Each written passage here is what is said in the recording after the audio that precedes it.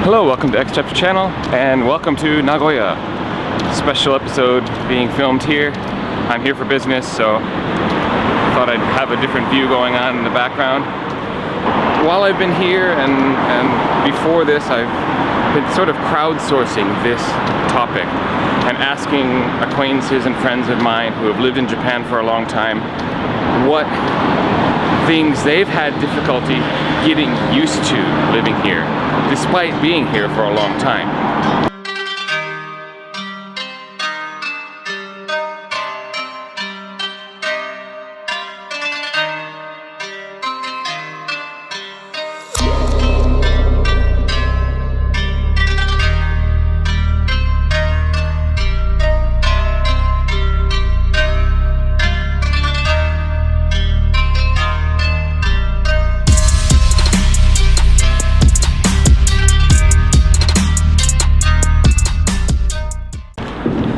So once again, this is just a list of things that long-termers in Japan say they're still not entirely used to.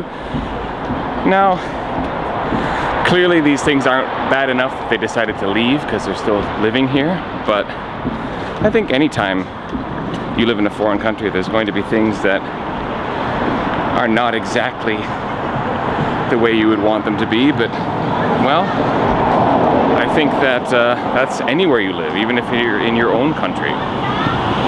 And if you remember, I did a video a few weeks ago about what kind of person stays in Japan.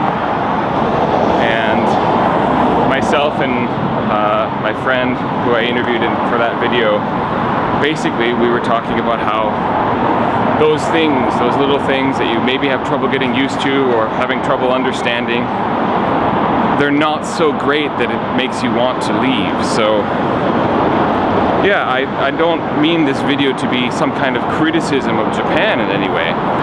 So the ones I'm going to share with you this morning are ones that several people mentioned at some point. So not just one person, but it seems to be a theme amongst a number of people.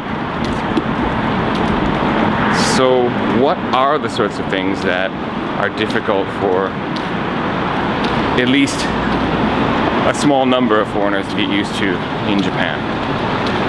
First of all, start with kind of a joke answer, natto.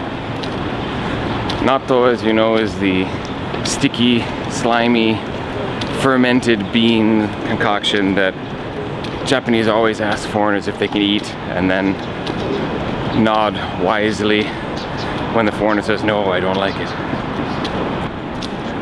Generally speaking, there's a lot of people who don't like it. The smell, the taste, but most of all the texture, which is, as I said, slimy.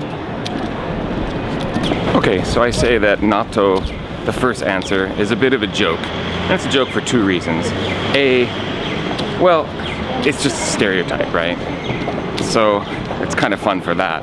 But B, it's a food, and so it's not really a case of getting used to it. You can either just buy it or not buy it. So the other things on this list are actually things that you can't really avoid in daily life or being here. It's something that's going to be a part of your daily life and is ingrained in how things are in Japan. So unlike natto, you can't just avoid them. Number two was probably the most mentioned thing, and I feel like it is going to deserve a topic, a whole video of its own at some point, and that is the senpai-kohai relations here. The fact that if you've been in a company longer, or at a school longer, or in a club longer, you are a senior member and need to be treated with a certain level of respect. And it seems like a lot of negotiation is always going on socially in Japan about who is higher or lower in a particular hierarchy. And it's particularly tricky for foreigners because it's a system we're not used to. I mean, there's similar things in other cultures, but not exactly. And it's even difficult for Japanese people, not to mention foreigners. And it grates on a lot of people's nerves because it sometimes means that you're not advanced or you're not taken seriously because you're a junior member, or even if you're taken seriously, you still have to have like support of your seniors. more of a seniority-based system. And Japan's kind of famous for that. And so it's a pretty obvious one that many people mentioned to me. Another obvious one I'm going to mention now that deserves its own video in the future is gift giving. And I think this is the next video I'm going to do because it's one of my personal pet peeves.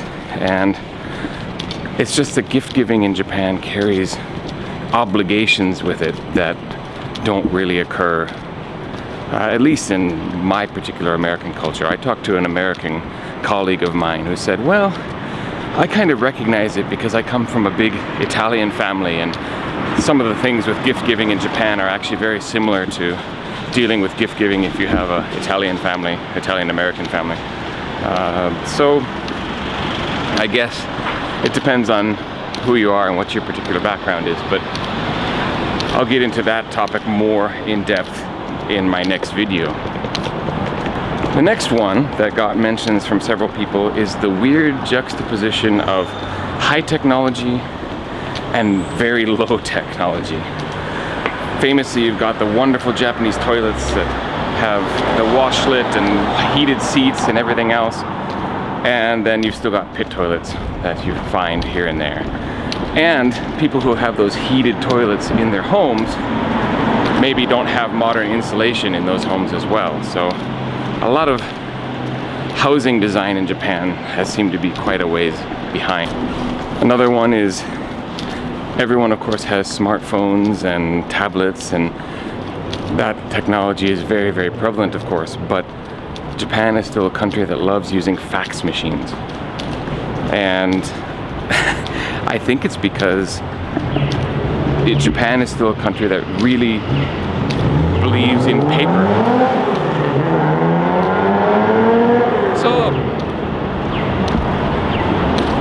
So because it believes in paper,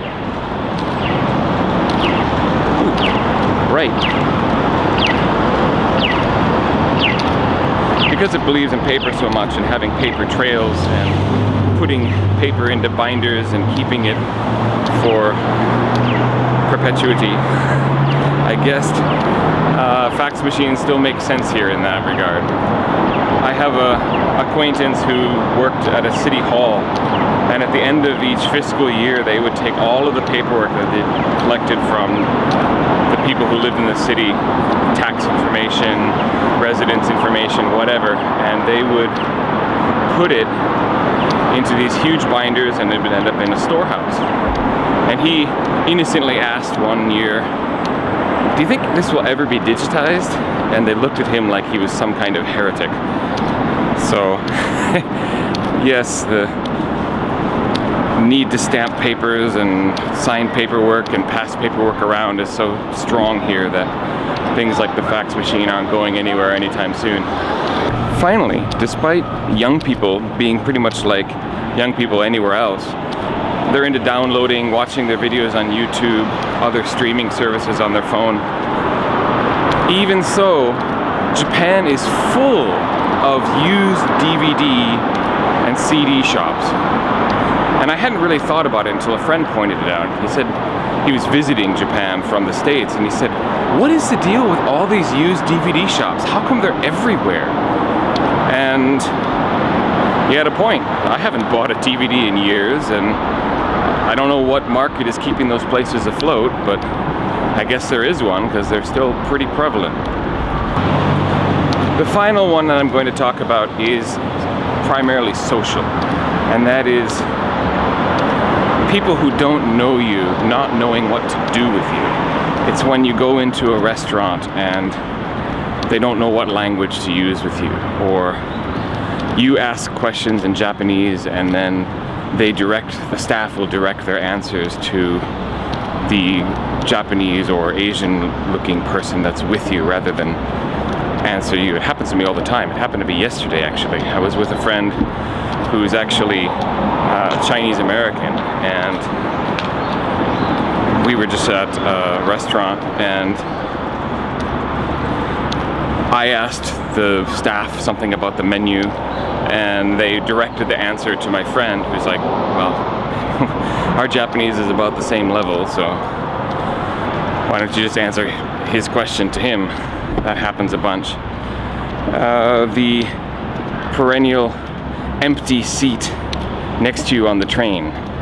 My morning commute, absolutely. The seats next to me are always the last to fill.